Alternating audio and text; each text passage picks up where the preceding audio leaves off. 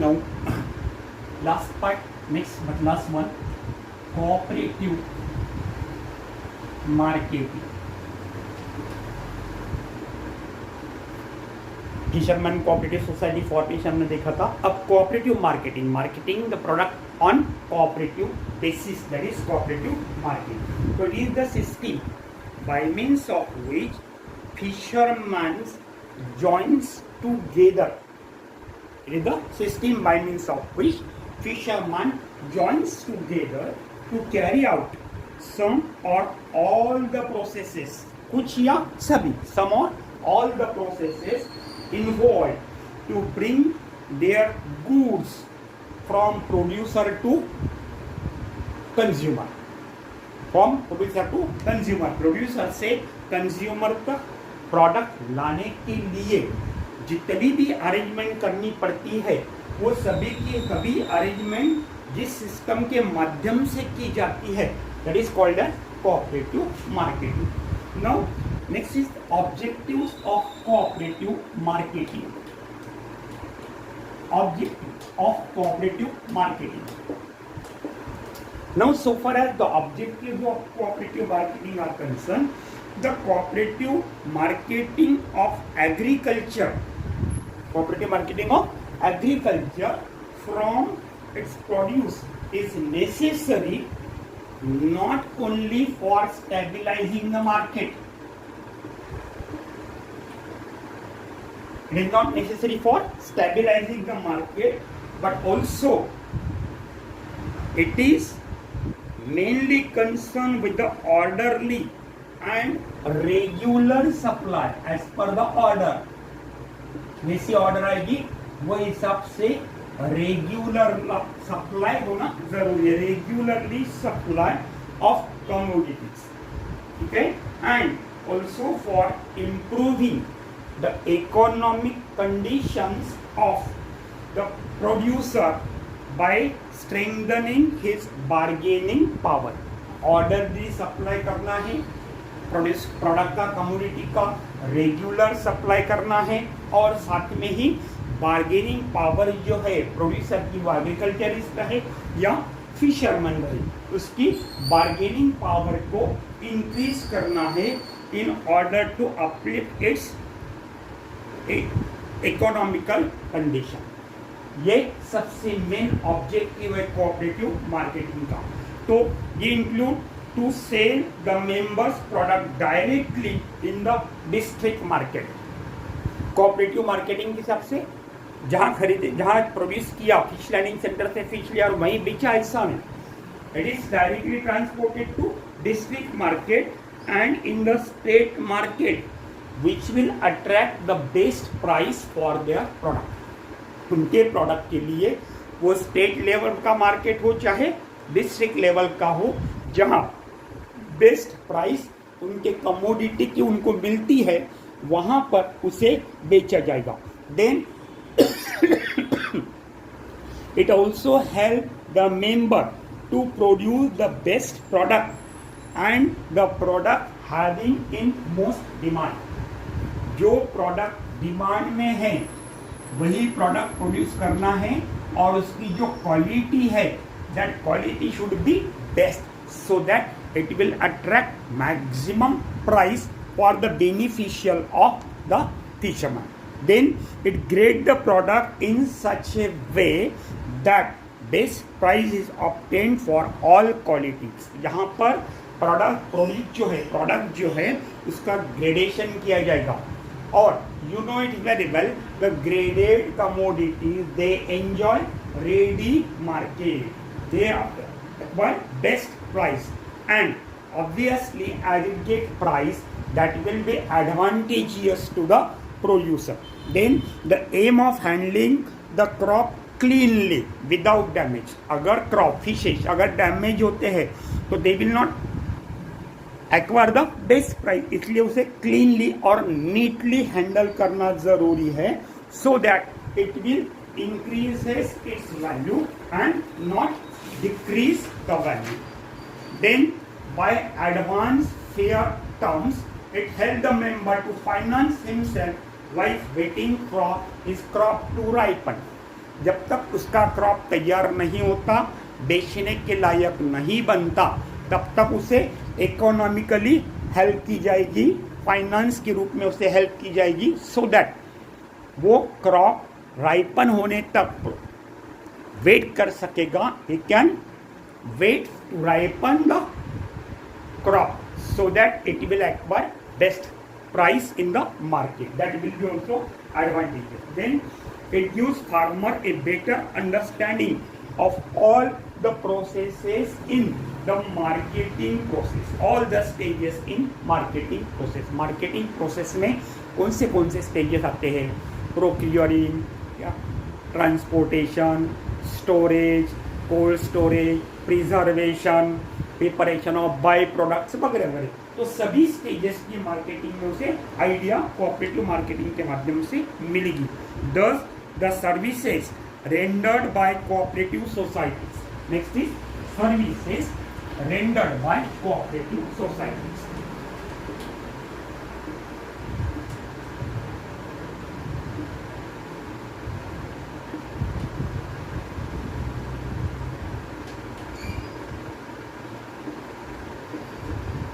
Services rendered by cooperative society. इसमें पहली service है, it gives finance for buying essential input.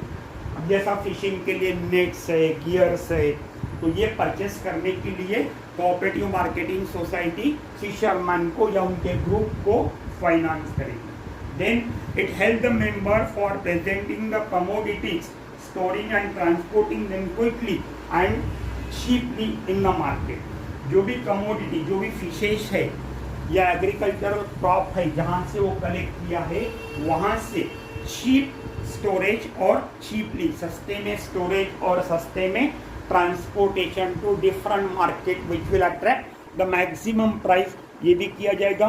Then it increases the staying power of producer and help them to wait for better prices. अब इनकी अगर जरूरती जो है, घर की जरूरतें, कपडे पाहिजे, अन्न पाहिजे, फूड पाहिजे, भाजीपाला पाहिजे, यासाठी त्यांना जर फायनान्स केलं गेलं, they can wait for the product, the sale of their product until and otherwise they get the best price. उनको अगर फाइनेंस किया गया, उनकी घर की जो जरूरतें है वो अगर पूरी की, फूड, क्लॉथिंग एंड शेल्टर, तो दे कैन वेट. अगर उनकी ज़रूरतें पूरी नहीं होती है, then only they are forced to sell their product at low prices.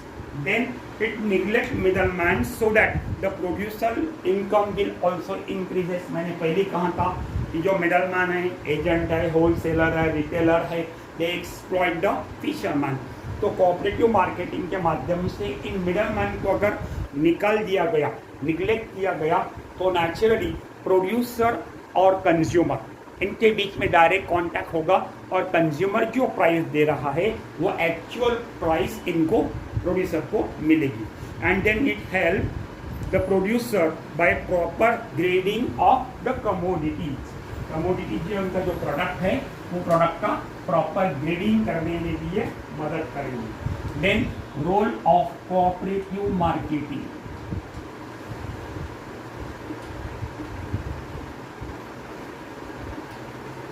Role of cooperative marketing. तो पहला है increasing return to fisherman.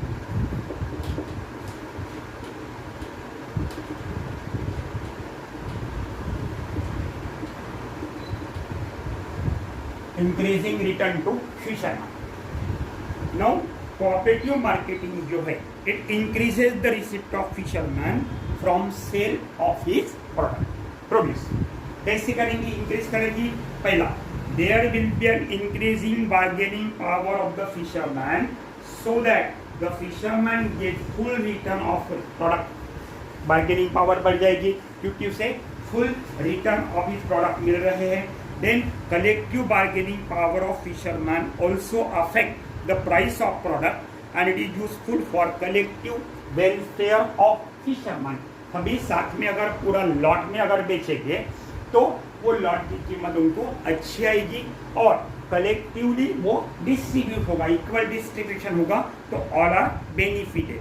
Then cooperative can deal with the final buyer directly and therefore reduces the number of intermediaries. बीच में के जो है middleman उनको ये neglect करेगी तो नेचुरली फिशरमैन की बार्गेनिंग पावर और भी बढ़ जाएगी. Then the bulk handling of the product produce it will enable the producer to get the benefit of cost reduction.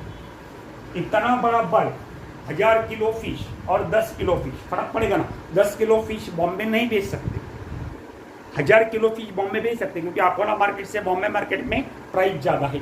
तो बल्क स्टॉक हैंडलिंग में जो उसे कॉस्ट जो ट्रांसपोर्टेशन का कॉस्ट है, बाकी का स्टोरेज वगैरह का जो कॉस्ट है वो रेड्यूस होगा और वो अगर रेड्यूस होगा तो that will be beneficial for the fisherman. Then cooperative provide their own arrangement. Second is cooperative provide their own arrangement. Cooperative provide their own arrangement.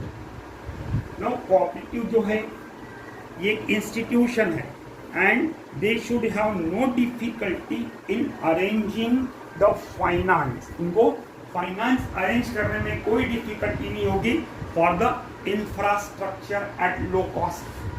जो भी इंफ्रास्ट्रक्चर चाहिए वो कम कीमत में अरेंज करने में ये इंस्टीट्यूशन होने की वजह से इनको कोई दिक्कतें नहीं जाएगी.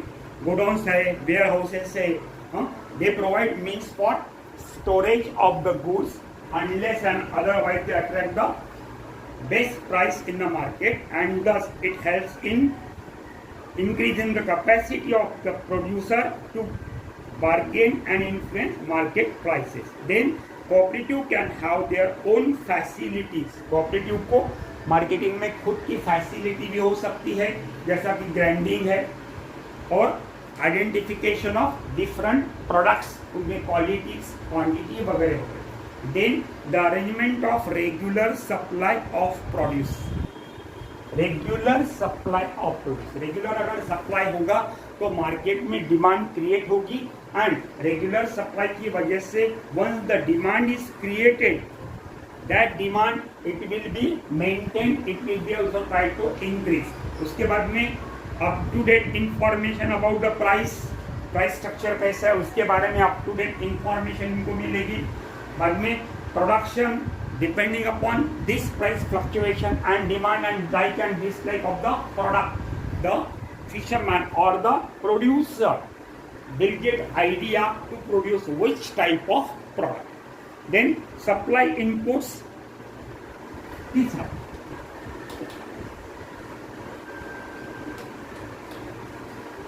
supply inputs and consumers good.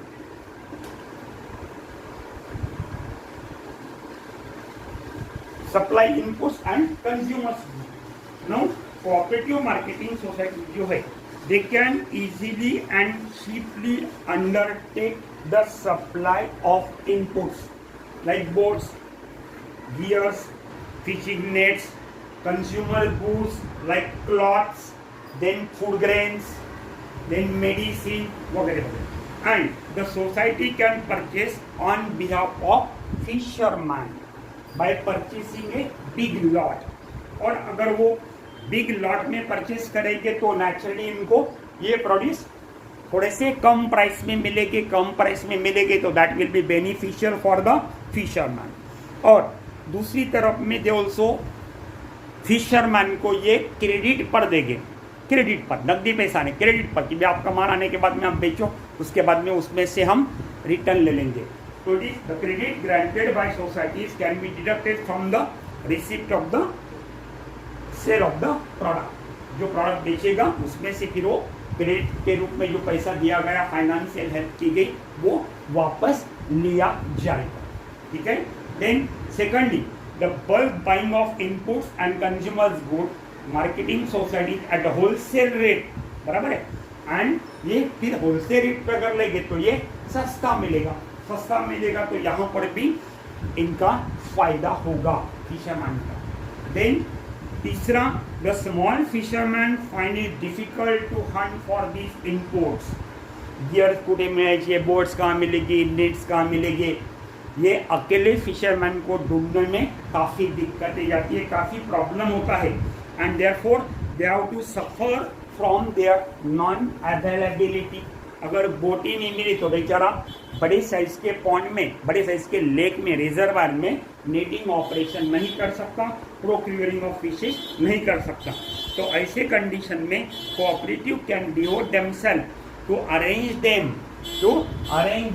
And even undertake to produce them and ensure their distribution। ऐसे कंडीशन में कोऑपरेटिव जो है वो उनको वो सब इनपुट प्रोवाइड करेगी, साथ में उनका जो प्रोक्योर्ड मटेरियल है वो भी सेल करने की कोशिश करेगी, उसका एश्योरेंस देगी।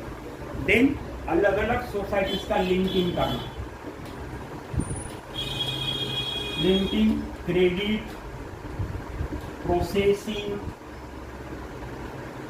and production activities। अब अलग अलग कोऑपरेटिव सोसाइटीज है, ग्रेड कोऑपरेटिव सोसाइटी अलग है, फिश सीड प्रोडक्शन सोसाइटी अलग है, फिश प्रोसेसिंग सोसाइटी अलग है। तो ये सभी सोसाइटी को एक दूसरे से लिंक करना, और अगर लिंक होते हैं तो जो भी उनको वर्किंग करना है वो काफ़ी स्पीड से, काफ़ी फास्टली होगा और चीपर रेट में होगा। तो cooperation in the field of marketing can either expand to cover other aspect of production or the operation. Now, cooperative marketing can be linked with other societies to enable credit institution to grant loan to producer for transaction। Credit society को अगर link किया तो fisherman society को तो उनको credit मिलेगा, loans मिलेंगे input लेने के लिए, परचेसिंग करने के लिए, प्रोसेसिंग करने के लिए। प्रोसेसिंग सोसाइटी अगर होगी तो उनके प्रोडक्ट को वो प्रॉपर प्रोसेसिंग करेगी, ग्रेडिंग करेगी, उसके बाद में कौन से मार्केट में कौन से कमोडिटीज, कौन से स्पीसीज डिमांड में है उसके बारे में उनको आइडिया मिलेगी, and thus they will get idea about the procuring of the fishes. Then last, contribution to the plant growth, contribution of plant growth, contribution of plant growth। ये जो है इसमें कोऑपरेटिव मार्केटिंग सोसाइटी जो है they can help by promoting such growth. Market में उस product के cell के लिए ये काफ़ी कोशिश करेंगी। They can arrange for collection and sale of marketing surplus of fish and other raw material through, इसके साथ में through different incentives such as supply of input regularly, then at low prices to the fisherman, and their institute can encourage the fisherman to produce the product more and more। then मैं आपको इनका structure बताता हूँ, cooperative societies का number वगैरह वगैरह, structure, then number, membership,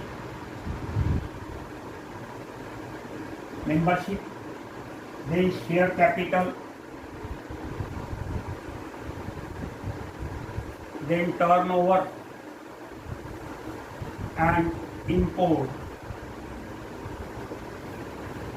पहला, primary fisherman cooperative society.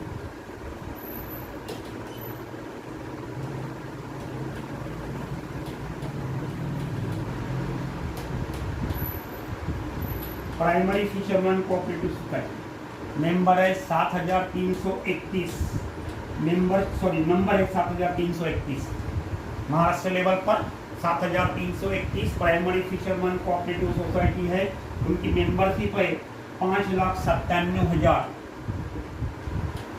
This one is the membership. Then share capital जो है 587.50 लाख, 587.50 लाख इनका शेयर कैपिटल है। टर्नओवर है 2082.70 crores per year, 2082.70 crores per, lakhs per year, not crores, lakh per year, और import है 7.3%, 7.3%. Then district federation,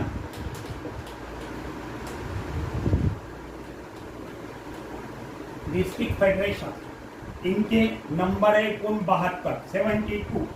then membership 17,944. This is the membership. Then turnover जो है 147.20 lakh, 147.20 lakh, that is the share capital. Then turnover 668.2 lakhs per year, और import है 39.5% import. Then state level federation, state level federation एकूण 9 आहे इंडियामध्ये. त्याच्यानंतर membership आहे 4,838. This much is the membership. Then share capital आहे 77.50 lakh, 77.50 lakh, that is the share capital. Then turnover आहे 471.50 lakh per year, और इंपोर्ट है 98.6%. और all India federation of fisherman cooperative society, all India level पर 1 है और 32 इनकी मेंबरशिप है. शेयर कैपिटल है 4.91 लाख. बाकी इनके टर्नओवर और इनपुट के बारे में कोई पता नहीं है. अब महाराष्ट्र में इन 1981 ये वहाँ इंडिया लेवल था. हाँ, what about Maharashtra?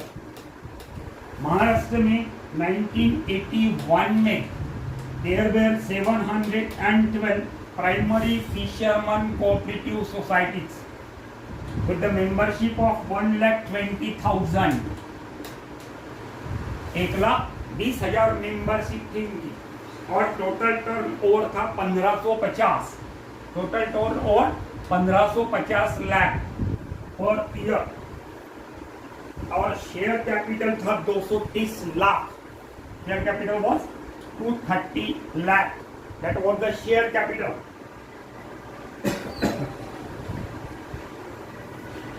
State level पर महाराष्ट्र स्टेट में फेडरेशन था, Maharashtra state federation of fisherman cooperative society 81 में. उसका टोटल मेंबरशिप थे 5,000. टोटल मेंबर थे 5,000. एक था स्टेट लेवल पर 5,000 मेंबर थे, और उनका शेयर कैपिटल था 30 लाख. शेयर कैपिटल 30 लाख, और टोटल टर्नओवर था 400 lakh, 400 lakh per year. That is regarding the position of cooperative societies in Maharashtra. ये हो गई इंडिया लेवल की, ये हो गई Maharashtra level.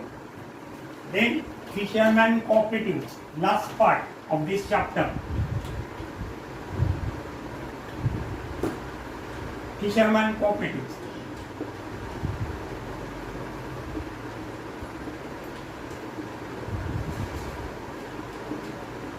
Fisherman cooperatives. Now, like other societies, fisherman cooperative societies are also seen established. जैसे बाकी की सोसाइटी है उस तरह से फिशरमैन कोऑपरेटिव सोसाइटी भी इंडिया में, महाराष्ट्र में फॉर्म हो चुकी है. लेकिन दो द रिसोर्सेस आर एडिक्वेट. अलग अलग रिसोर्सेस है. फार्म है, ओशन है, रिवर है, लेक्स है, पॉन्ड है, रिजर्वर, डैम है. लेकिन the growth of cooperative movement in this field is still not satisfactory. इतने बड़े सोर्सेस होने के बावजूद भी इसकी जो ग्रोथ है वो सेटिस्फैक्ट्री नहीं है. क्यों? पहला रीजन है poor and illiterate fisherman community. Poor and illiterate fisherman community. ये जो फिशरमैन है ये काफ़ी गरीब है और इलिटरेट है, यानी अनएजुकेटेड है, इसलिए उनको कोई ज़्यादा आइडिया नहीं है. देन दूसरा है द प्रोडक्ट इज पेरिशेबल. इनका जो प्रोडक्ट है वो पेरिशेबल है. And insecurity of catches. Fishes कितने मिलेगी इसका भरोसा नहीं। इनका ऐसा है, कभी घी गना, कभी मुट्ठी भर चना, नहीं तो वो भी बना। एक आध दिन थाउजेंड्स ऑफ किलो फिश मिल जाएंगे, एक आध दिन 25 किलो मिलेगी, एक आध दिन कुछ भी नहीं मिलेगा।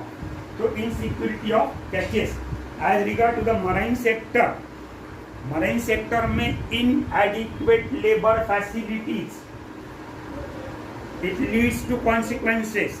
तो therefore the cooperative growth is poor. However, due to continuous effect and technical and financial aid of state, the fisheries cooperative has now grown to considerable amount. Then principles of fishery cooperative society.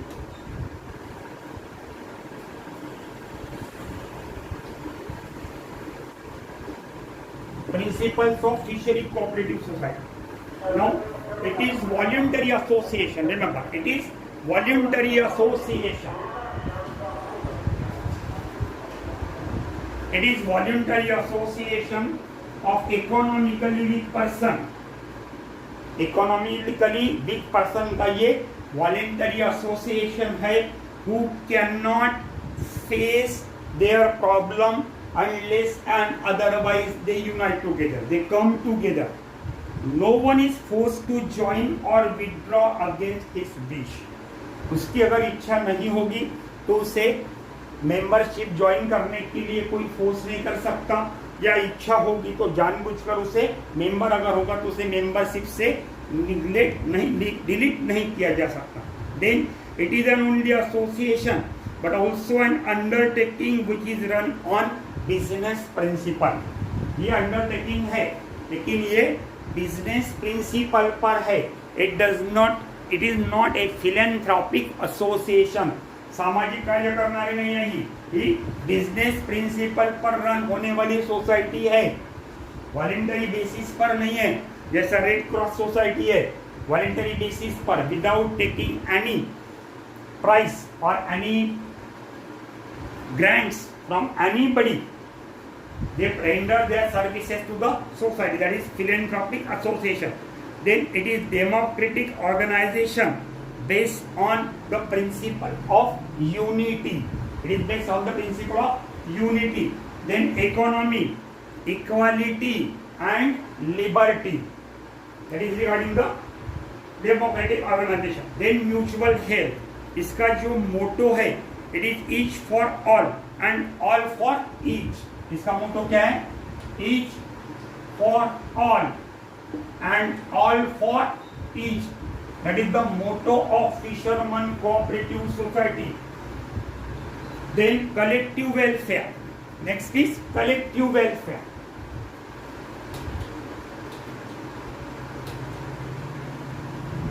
Collective welfare. So far as the collective welfare is concerned, it is superior than individual effort. And it is beneficial to all the member and progress in the society. अकेला जो काम नहीं कर सकता वो collectively काम करेगा and that will be beneficial to the society. Then open membership. Any person qualified to become a member. जो qualified है, जैसा मैंने क्राइटेरिया दिया था, persons of all caste, sex, religion can be its member. लेकिन वो फिशरमैन सोसाइटी का होगा तो ही उसे बेनिफिट मिलेगा.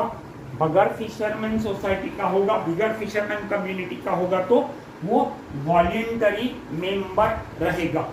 ठीक है. देन द डायरेक्टर जो है, डायरेक्टर्स और officials, they do not take salaries. Society के जो ऑफिस बेरर है या मैनेजिंग कमेटी है वो वॉलेंटरी ऑनररी बेसिस पर उनकी सर्विसेज प्रोवाइड करेंगे विदाउट टेकिंग एनी सैलरीज और remuneration. That is regarding the principle of fishery cooperative society. Then last part, reasons of failure of fisherman cooperative marketing.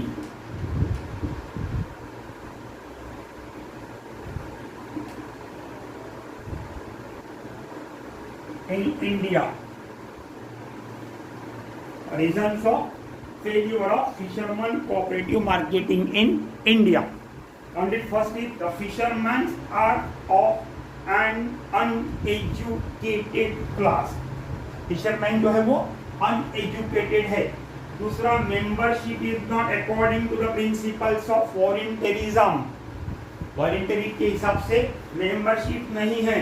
Then society are not sufficient finance to handle profitable transaction करने के लिए society के पास में funds नहीं है. Then members do not take interest in the working of society. Society के working में member interest नहीं लेते. Then lack of marketing incentives to members को मार्केट में प्रोडक्ट आने के पहले इकोनॉमिक इंसेंटिव्स नहीं दिए जाते. Then want of proper organisation and management.